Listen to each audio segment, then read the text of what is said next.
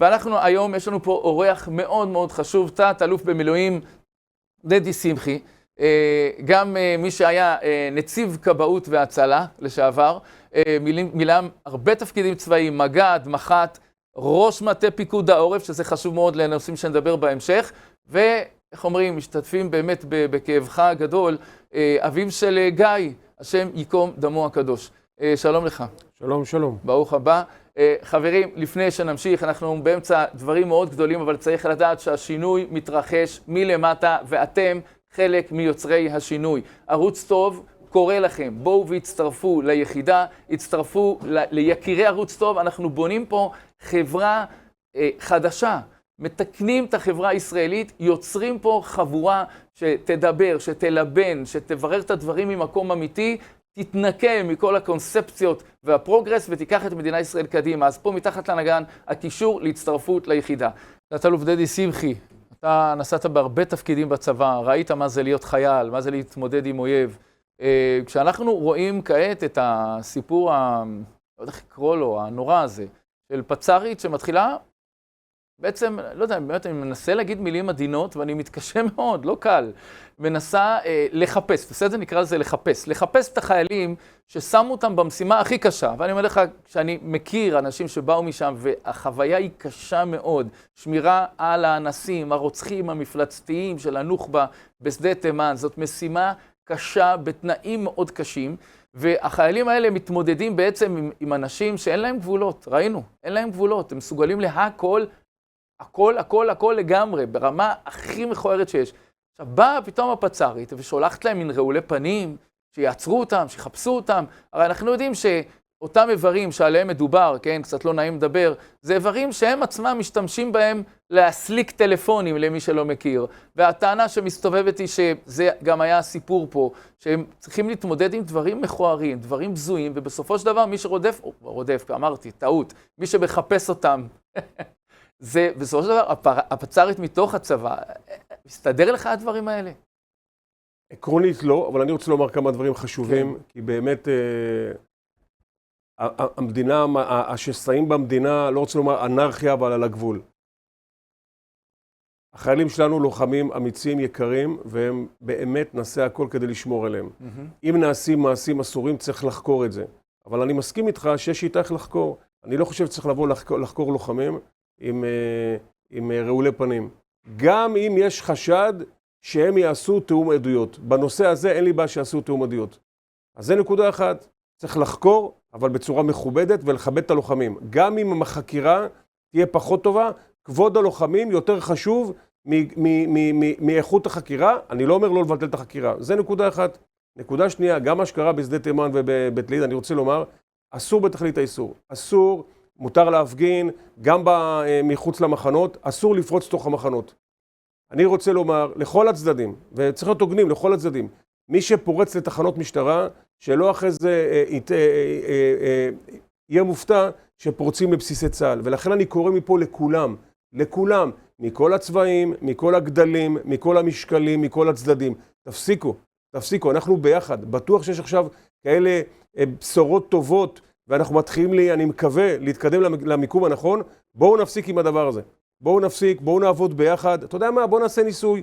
בואו ננסה 4 חודשים לעבוד ביחד, בלי שסעים, בלי פלגנות, בלי להקנית אחד את השני, ונראה, אולי יהיה יותר טוב. אם לא, נחזור בחזרה לדבר הזה. אבל בכל מקרה צריך להוציא את צבא ההגנה על ישראל מחוץ למשחק הזה. להוציא אותו לגמרי, לא להגיד אני לא מתייצב ולא לפרוץ לבסיס. אתה יודע שיש פה משהו קצת לא ישר בסיפור הזה. למה? קודם כל, כשאותם אנשים, חברי כנסת, מפגינים, מחליטים לחדור לתוך הבסיס, הם לא נכנסים נגד חיילי צה"ל, אלא כדי להציל את חיילי צה"ל. כלומר, לו יצויר שהייתה עכשיו שריפה באותו בסיס, והיו אזרחים חודרים לבסיס כדי לכבות את השריפה. היית אומר אזרחות נפלאה, כל הכבוד להם, אזרחות טובה, ממש טוב שלא הקשיבו לש"ג ורצו לכבות את השריפה. זה בעצם מה שקרה פה. כלומר, הם לא חדרו לבסיס צה"ל כדי לפגוע בחיילים, אלא כדי לשמור על חיילים מול פקידות שהתנהגה בנבזות שהיא מוסכמת היום כבר על הכל. אפילו ראש אכ"א אומר, התנהלו פה לא כמו שצריך. אז לכן, אתה יודע, לבוא ולהגיד, חדרו לבסיסי צה"ל, מה חדרו? חדרו כדי להגן על חיילי צה"ל. לא תקפו את צה"ל, אלא להפך, באו לשמור ולהגן על, הם אומרים, פגעו בקודש הקודשים, הפוך, הפצ"רית פגעה בקודש הקודשים, והאזרחים נכנסו כדי להגן על קודש הקודשים וכדי להגן על צה"ל. תראה, יכול להיות מנקודת מבטך זה נכון. יבוא מחר מחרתיים מאן דהוא ויגיד שהוא כדי להציל את חיילי צה"ל ממשהו אחר, הוא גם פורץ לבסיסי צה"ל. ואז הוויכוח לא יהיה האם נכנסים לבסיס צה"ל ללא אישור או כן אישור, אלא מה הסיבה שנכנסים. הסיבה הזאת מתאימה לך, למאן דהוא אחר מתאימה סיבה אחרת. זה בדיוק כמו שמי שקרא להתייצבות אמר, אני לא פוגע בצה"ל, אני מציל את צה"ל. אני מציל את צה"ל מהפיכתו לצבא של מדינה דמוקרטית, ולכן אני נושא את הדברים האלה. ולכן אני אומר, בואו נוציא את צה"ל מכל הוויכוחים, מהוויכוחים בצבע כתום, או בצבע שחור, או בצבע... צה"ל לא רלוונטי. לא רלוונטי. אתם רוצים למחות, תמחו, אבל לא על חשבון צה"ל ולא בתוך צה"ל. אני מסכים מאוד שבהגנה על חיילי צה"ל, לבוא לעצור אנשי מילואים לוחמים עם מסכות, זה תקלה חמורה. זאת תקלה חמורה. אני מאוד מקווה שזה יתוקן. אני גם, תשמע, יש מה שנקרא אליפת מת, החלב כבר נשפך. היה פה תקלה, ראש אכ"א אומר שזה תקלה, דרך אגב, ראש אכ"א אחראי על המשטרה הצבאית, אומר שהייתה פה תקלה וזה יתוחקר. אני אומר, נאמר את זה אחרת, אני מצפה מחבר הכנסת סוכות וחברת הכנסת לזימי, ששניהם יגיעו ביחד לכותל, יקודו קידה לכותל, ויבקשו סליחה גם מעם ישראל, וגם מכל האנשים מסביב, ושגם לזימי וגם סוכות יפסיקו להתנהג ככה. היא לא תפרוץ לא יודע מה, לאיילון, והוא לא יפרוץ לבסיסי צה"ל, באותם דברים. אנחנו חייבים להתעלות על המחלקות הפנימיות, ולשמור על קו כזה, שצה"ל הוא מחוץ לתחום, הוא על ראש שמחתנו. לשמור גם עליו, על המוסריות שלו, על הנחישות שלו ועל הכל. אבל אני חושב שזה חייב לעשות בכל מקרה. אסור להכניס את צה"ל לוויכוח. אתה יודע שיש מי שיאמר שכשיש פקידת פרוגרס כזאת, כמו הפצ"רית, שמתנהגת בצורה פרוגרסיבית מטורפת, שמתקשרים לתוך עזה. אתה יודע שבצלאל סמוטריץ' אמר את זה בערוץ 14, התחילו תגובות, כמה הוא הזוי ומשיחי. יממה אחרי, התובע הראשי שם בפרקליטות הצבאית, מודה בוועדת חוץ וביטחון, שהם הרימו טלפונים לתוך עזה. אתה שואל בכלל איך המחבל נוח'בה יצא מהכלא הישראלי והגיע חזרה לעזה? לא מובן. לא מובן איך הוא לא הובל לבית דין צבאי שבכוחו ובסמכותו לשפוט עליו פסק דין מוות. לא מובן. עכשיו עוד מתקשרים אליו ושואלים אותו איך התייחסו אליו, מה הם מצפים שיענו להם? אלה משפטנים בכלל. אני מאוד מאוד עצוב, אני חושב שזה לא תקין. אני חושב שאין שום מניעה שגם אזרחים וגם חברי כנסת יבואו בטענות לדרג הצבאי ויגידו מה הם חושבים. הדרג הצבאי הוא לא איזה אלים, והם לא יודעים הכל. ראינו גם ב7 באוקטובר מה קרה. אבל בין זה לבוא ולהטיח ביקורת, כולל ביקורת נוקבת, ואפילו גם קצת, לא יודע מה, נוקבת מאוד על כל קציני צה"ל, עם זה אין לי בעיה. אני יש לי בעיה, וזה נראה לי חמור, שפורצים לבסיסי צה"ל. כן. ביקורת, כן. בעיתונים, ברשתות, הכל זה מותר. עוד פעם, גם שתהיה מכובדת, ולגופו של עניין, פחות לגופו של איש. מה אתה אומר על נשיאנו? אני ממש התאפקתי לא להגיב, כן, אזרח פשוט, אבל בכל זאת, שהנשיא הרצוג כותב פתאום בטוויטר איזה מין הודעה של ממש, של לרסן את המפגינים, אתה יודע, לא זוכר עכשיו את הלשון שלה, ואני אמרתי לעצמי, וואי, הנה הוא פה. הוא קיים. וואלה, הוא קיים. הוא מסוגל להגיד למפגינים, אל תשתוללו. איפה הוא היה עד עכשיו? תראה, אתה עולה על הנקודה. אני טוען שצריך להיות פה שוויון ומשילות שווה לכולם. לכולם. לא פורצים לתחנות משטרה, לא פורצים לבסיסי צה"ל, לא חוסמים ציר כזה ולא מדליקים צמי כזה.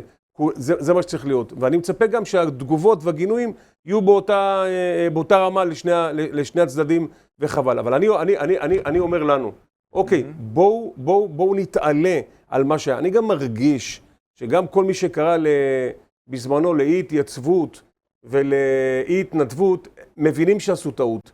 אז אני לא אומר מודה ועוזר מירוחם. אני אומר, בואו נסתכל קדימה. בואו לא כל הזמן נזכיר מה היה, אלא מתוך כוונה שיהיה יותר טוב. בואו ננסה לעבוד ביחד עכשיו.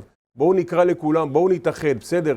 נטפל במחלוקות שהיו לפני שנה, נטפל אחר כך. כרגע אנחנו בלחימה, בואו נתחבר ביחד. ברמה הציבורית אני איתך לגמרי, אבל אני רוצה לקחת אותך, אנחנו בשידור חי, תומר טל.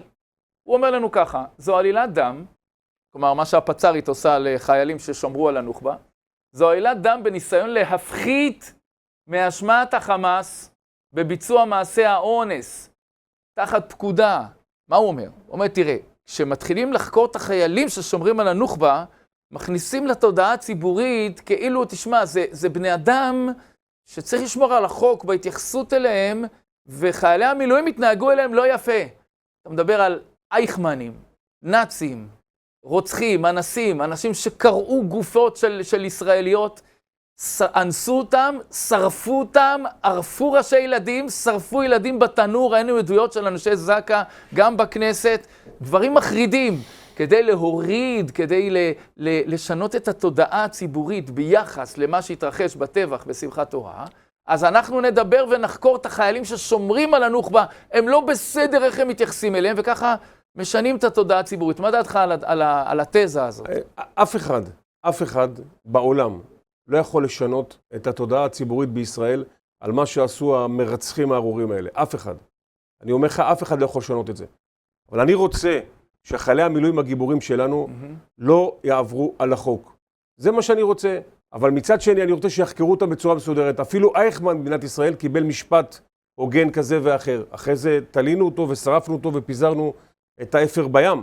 מה שצריך לדעתי לעשות גם עם הנוח'בות האלה. ולחוקק חוק כמו עשיית דין בנאצים ועוזריהם, עשיית דין בנוח'בות ועוזריהם. ובסוף לדעתי גם זה יגיע. אבל עד אז אני אומר, אני קורא לכולם, לשמור על החוקים של מדינת ישראל. לפי המקורות שלי לפחות, לא עברו שם על החוק בכלל. אבל אני לא יכול להגיד דברים ודאיים, אני לא שופט ולא דיין ולא שום דבר. אבל אני רק אומר, כרגע מלבים את האמירות, את האשמות, גם כדי להצדיק את המסכות רעולי הפנים של מצ"ח. זה יכול להיות, זה יכול להיות. בואו לפחות נשמור על חזקת חפות מפשע, כשהדברים שאני שומע הם בכלל הפוכים לגמרי ממה שמוצג. ואני אגיד לך עוד דבר, וגם אם הם עשו דברים אסורים, אני חושב שצריך לשפוט אותם לאור הסיטואציה. שאתה שומר על כאלה מרצחים ארורים, אז גם לך קוראים כל מיני דברים בגוף, אחרי שאתה יודע שמה עשו לאחיך ואחיותיך. אבל עדיין אני טוען, אנחנו מדינת חוק, הצבא הזה הוא הצבא הכי מוסרי בעולם, ואני רוצה שזה יישאר ככה. כן, אנחנו גם כולנו רוצים, ואנחנו רוצים שהמוסריות תהיה קודם כל נכונה ומדויקת, ושהיא תחייב גם את הפצ"רית, שרואה את עצמה איזה מנהלת פיצריה שבודקת סקר צביעות רצון של אנסי הנוח'בה כשהם כבר בעזה. למי הם צריכים לדפוק חשבון בכלל כשהם עונים לה? הרי הם יכתבו לה את הדברים הכי גרועים שיש, מה אכפת להם כבר? אם היהודים רוצים לכסח את עצמם, שיהיה להם לבריאות. זה מטורף הסיפור הזה. דדי, אני רוצה לשאול אותך ככה לסיום הפרק הזה. אתה רואה את הדרך בה תהיה פה רפואה למערכת הישראלית שכרגע היא מלאה, אני לא מדבר על חוסר אחדות רק, הרי הבעיות מתחילות בתפיסה, כל מה שמכונה היום הקונספציה, שהיא מתגלה עד עצם היום הזה, בכל מיני מופעים, הנה עוד מופע של כבוד הפצ"רית הנכבדה, שלא באה לוועדת חוץ וביטחון, מזמינים אותה והיא לא באה. מי ששאל למה רפורמה, מי זה כנסת, מי זה ועדת חוץ וביטחון, היא הפצ"רית, היא לא באה, הזמינו אותך, ועדת חוץ וביטחון, הריבון הזמין אותך, שמה להם אצבע בעין, לא באה, לא הופיעה, אתה מבין את הדבר הזה, את גודל החוצפה? עכשיו, כל המערכת הזאת היא בעצם מערכת חולה, לא כל, חלקים גדולים ממנה. אני שואל אותך, מה אופן הרפואה שמדינת ישראל היום זקוקה לו לדעתך? מהי הדרך לתקן את כל חוליי הקונספציה? א', אני מסכים עם כל מילה שאתה אומר. אני חושב שמדינת ישראל צריכה לעשות איזה ריסטארט, לתקן פה את כל המערכות. המערכות פה הסתאבו לאורך שנים. אבל אני רואה את האור, כי יש פה עם מדהים, יש פה עם מצוין. יש פה עם באמת שרוצה רק טוב. משהו ישתבש בדרך, וזה הזמן לתקן את זה. ואני מסכים איתך שלדוגמה צריך לתקן את כל מערכות השלטון. המדינה פה התמכרה לשקט. מדינת ישראל היא נרקומנית של שקט. אנחנו תמורת שקט מוכנים לשלם את הכל. ולדחות את המחירים, ולדחות את התשלום הכואב, כדי להתמודד עם כל האיומים וכל הדברים שצריך לתקן. אבל בסוף המחיר מגיע. המחיר מגיע, אבל בריבית דריבית. ככל שאתה דוחה את התשלום של המחיר הכואב, המחיר יגיע בריבית דריבית. ואני חושב עכשיו שכל העם מבין שצריך פה לתקן הרבה דברים.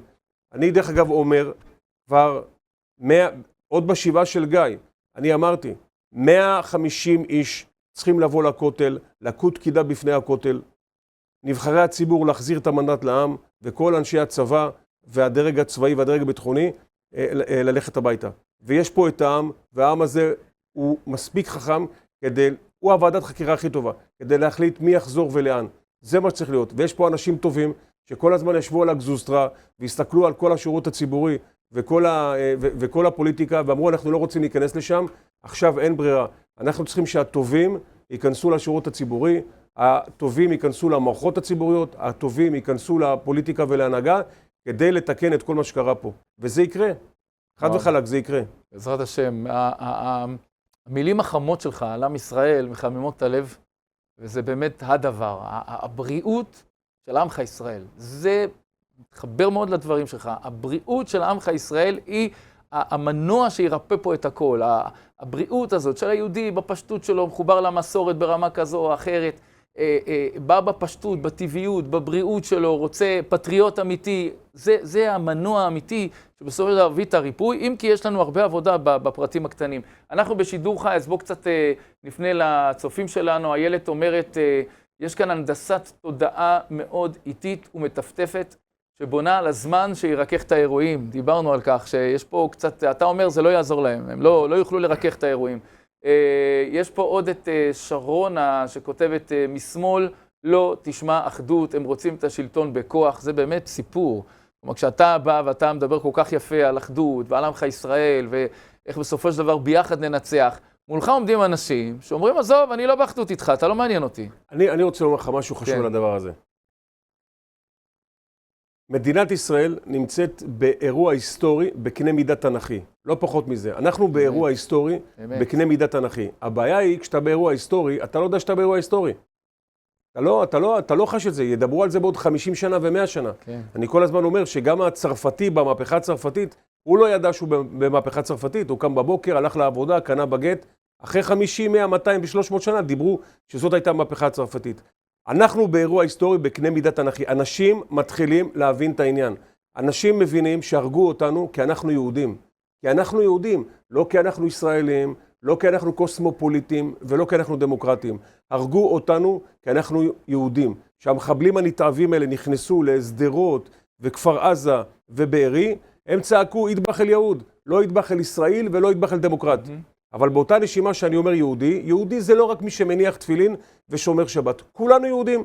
דרך אגב, אני בטוח שאתה תסכים איתי שהספורט הזה להרוג יהודים, ספורט די עתיק, כבר כמעט 3,500 שנה רוצים להרוג אותנו. אני מעריך שגם ב1000 שנים הקרובות.